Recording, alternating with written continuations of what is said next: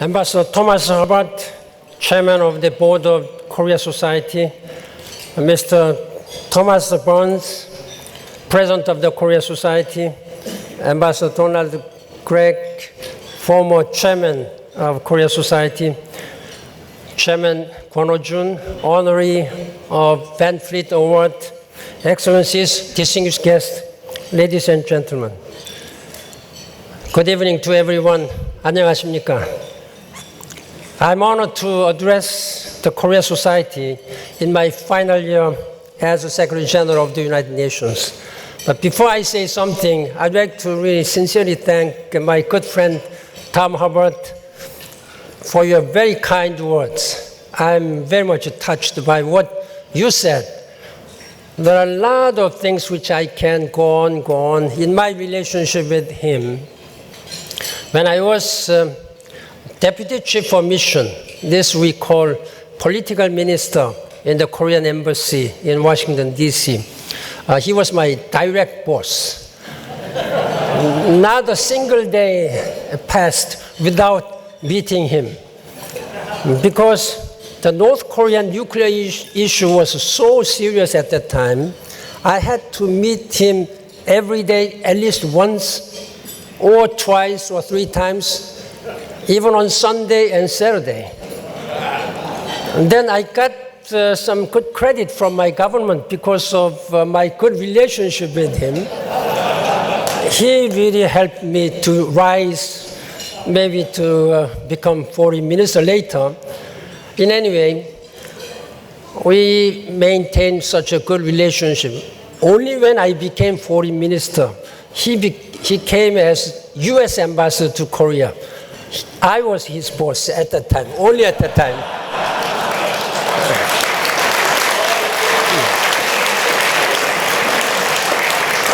I really appreciate your great leadership and commitment and cooperation in leading this Korea Society. Korea Society has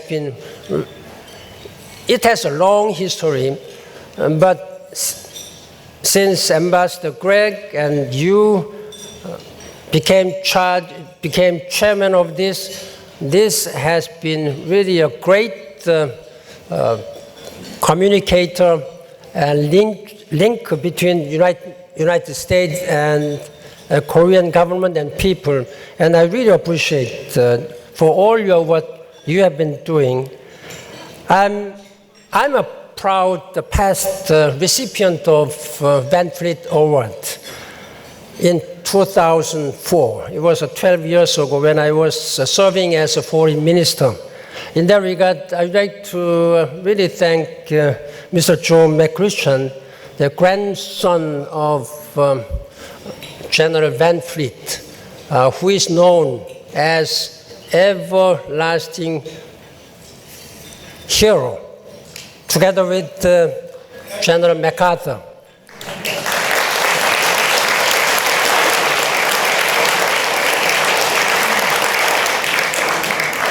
And I'd like to really sincerely thank tonight's winner, the Honorable Kwon Ho-jun, the chairman of POSCO, one of Korea's leading manufacturing companies. POSCO has been, by any standard, has been one of the great global company with the great creativity, innovation, and I really appreciate not only you are taking care of POSCO, you are also contributing a great deal to Korea-US relationship, and I hope you will continue to do so. I have had the privilege of addressing this Korea Society, but it really makes me very moving today because this may be my last time to address the Korea Society as the Secretary General of the United Nations. But my spirit will always be with you in supporting continuing partnership between the United States and Korea. This partnership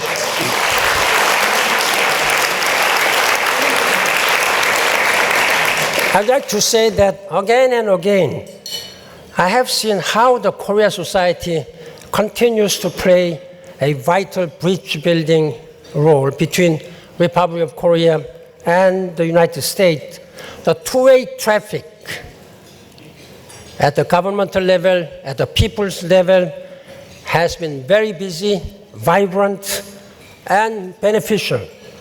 In that regard, I hope the Korea Society will continue to work in further strengthening the partnership between the United States and the Republic of Korea. When it comes to the partnership, I cannot go without mentioning the contribution of Ambassador Song Kim as U.S. Ambassador to Korea. As you are Korean, or you can be, you are American citizen, but you are half Korean, half Americans. We regard it as our son, Korean son.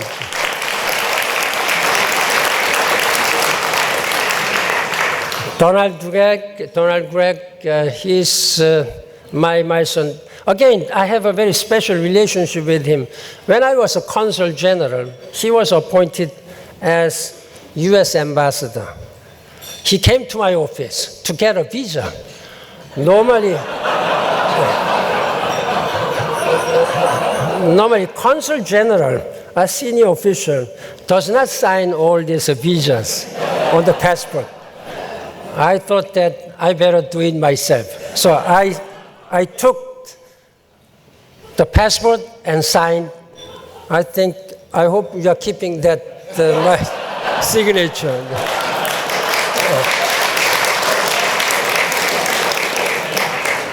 Even though he is not the government officials, I'd like to really recognize the contribution of a very good friend of Korea, Stanley Gale, who is a chairman of this Gale International. When I first met him, I couldn't believe what he was saying. He was saying that, you know what, I can turn this Songdo as a great, like a small Manhattan. I was wondering what he was saying, in fact. If you go to Songdo now, we have to thank him. But he's been always a very staunch supporter as a private citizen. Now, what I'd like to ask you is that government officials, they will have to continue to work, because otherwise they will lose their job. But most important thing is that the private citizens' role and partnership and friendship, the more citizen involvement and partnership, the stronger partnership between the governments and between the countries. This is what, as a Secretary General of the United Nations, I have been working very hard to strengthen and forge partnership between government, civil society, and business communities. When you have a very strong, solid, tripartite partnership, then this government, this United Nations cannot but be strong. This is what I'm asking you. In that regard, I'd like to sincerely thank many business community leaders and also civil society leaders who are present here. As a friend of Korea society, as a friend of strengthened relationship between Korea and the United States. And I thank you very much. Again, I hope you will continue to contribute to our continuing role. Now, after December 31st, after January 1st next year, I'll be a private citizen of Korea, not anymore with the United Nations. Therefore, my role will have to be a little bit the changing direction to further strengthening U.S.-Korean relationship. You can count on my role. Again, thank you very much.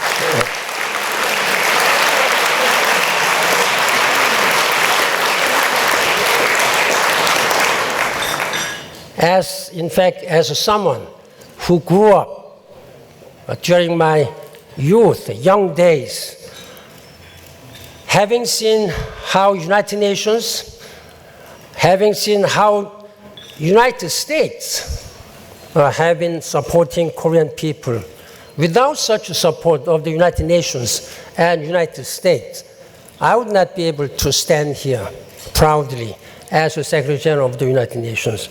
In that regard, I'm the beneficiary of great support of United Nations and United States. So I'm deeply grateful.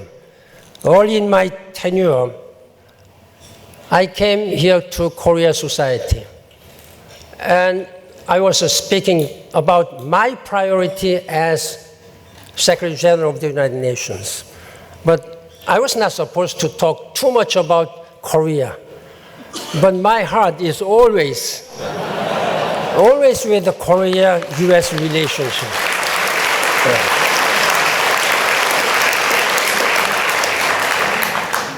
Again, I will count on Korea and Korea Society to strengthen further the relationship at every dimensions of our relationship.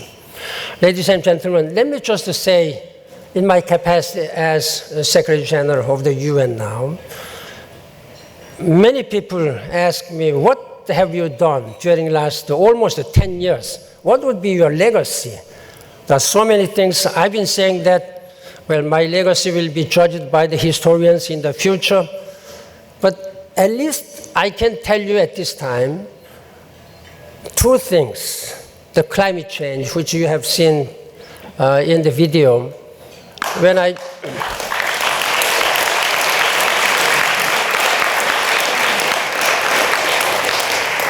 I first came and addressed the Korea Society, I told you clearly that my priority, one of my top priorities will be to address climate change and also make sure that these Millennium Development Goals will be fully implemented by 2015, last year. By the end of last year, I think I have achieved two things. First of all, Millennium Development Goals ended by the end of last year, even though all 8 goals have not been achieved fully. The member states of the United Nations, world leaders, have adopted another very visionary, ambitious goals named Sustainable Development Goals with 17 goals, which covers all spectrums of our world, our life and nature, the planet Earth. That is what United Nations can be proud with, together with 7 billion people of our world.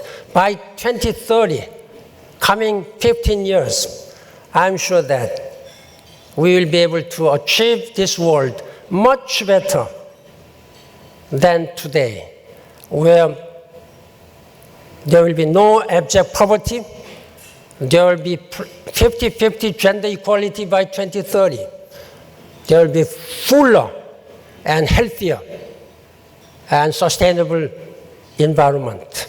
That's one thing. Among these, climate change stands tall. By December last year, the world leaders adopted, again, very ambitious climate change agreement in Paris. April 22nd last month, 175 world leaders came at my invitation and signed this climate change agreement. This is again world record. Never in the past, when a treaty or convention or agreement was opened for signature, not that many people came, 175. In one day, the world record before that was that 119 countries signed United Nations Convention on the Law of the Sea in 1982 in Jamaica. That has been, of course, broken. It will take, I think, many decades to break this world record. I am very proud that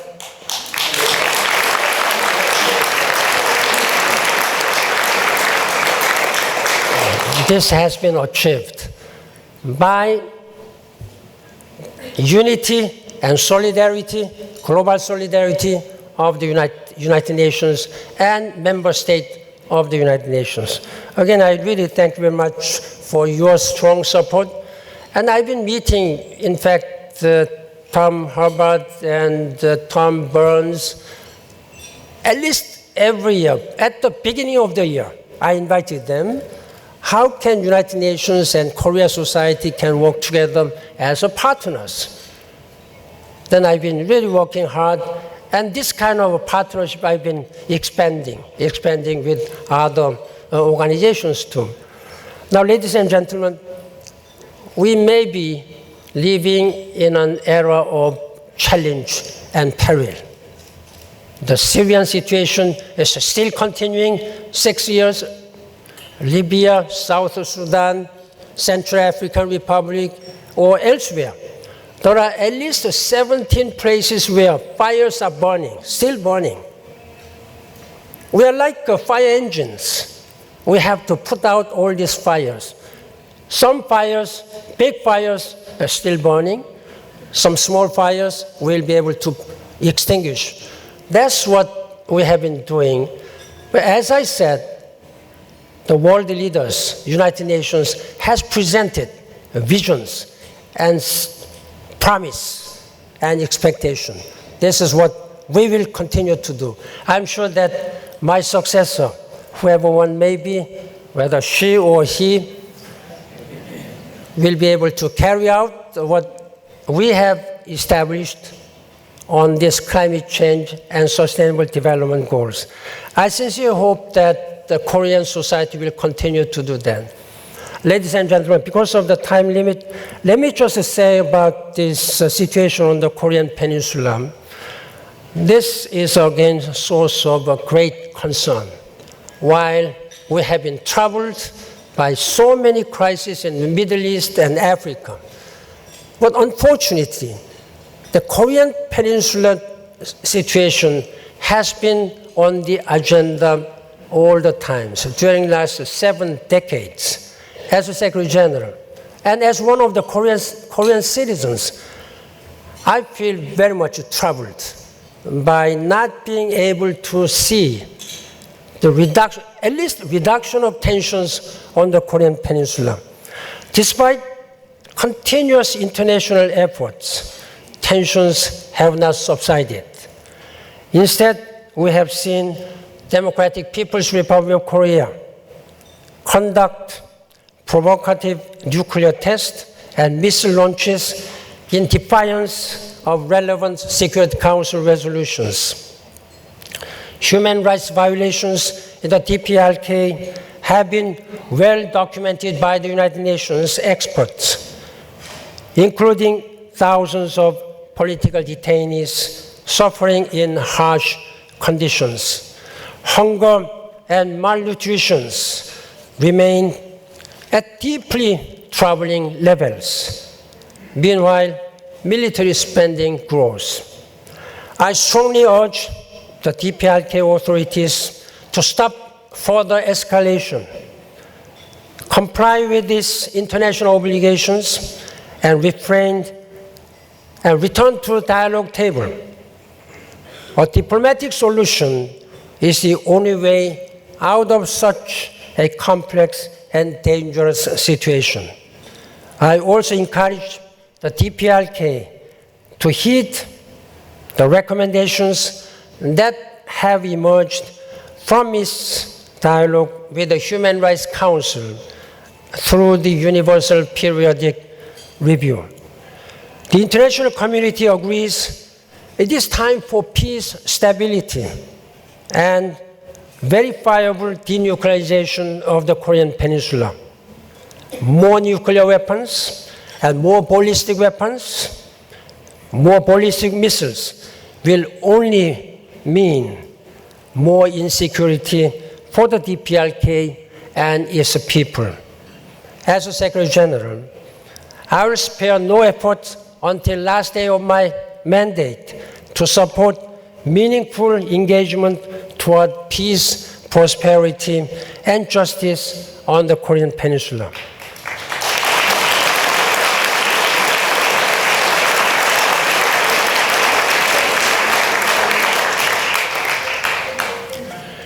I believe that both sides should engage in dialogue that can bring the people closer. Humanitarian matters such as a family reunion and life-saving assistance to the most vulnerable, including children, should be decoupled from political and security matters.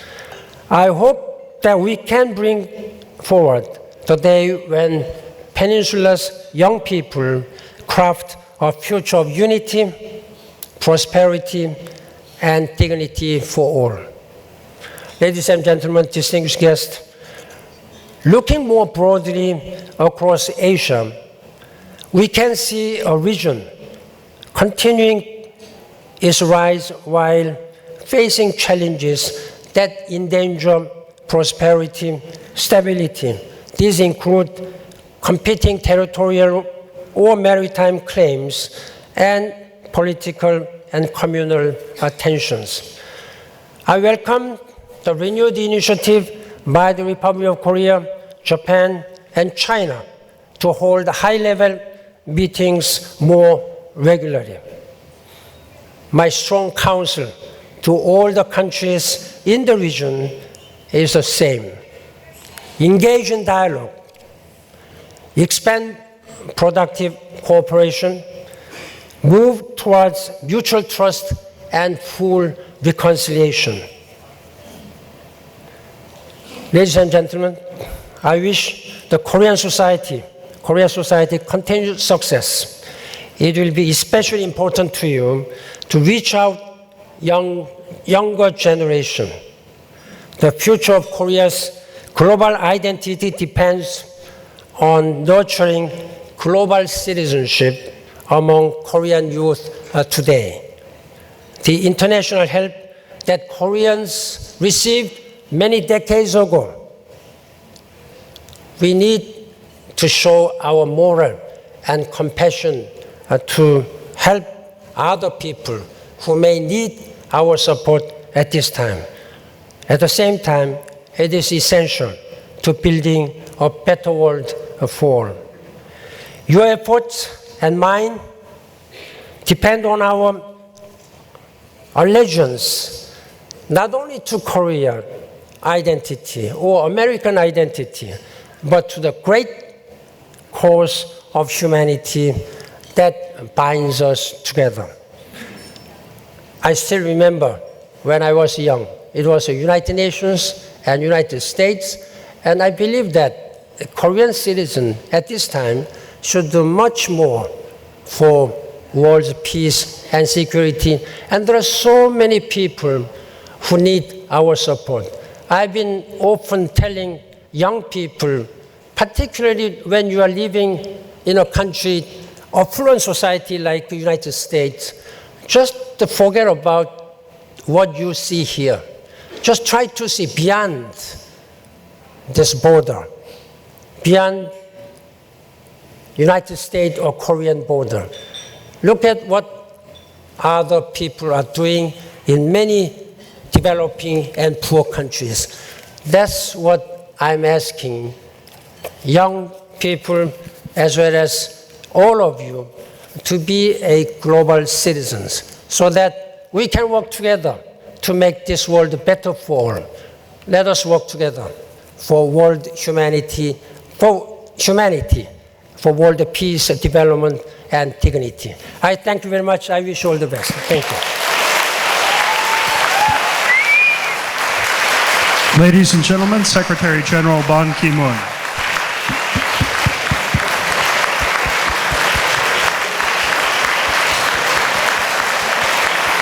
Please, a round of applause for Mrs. Ban and Secretary General Ban.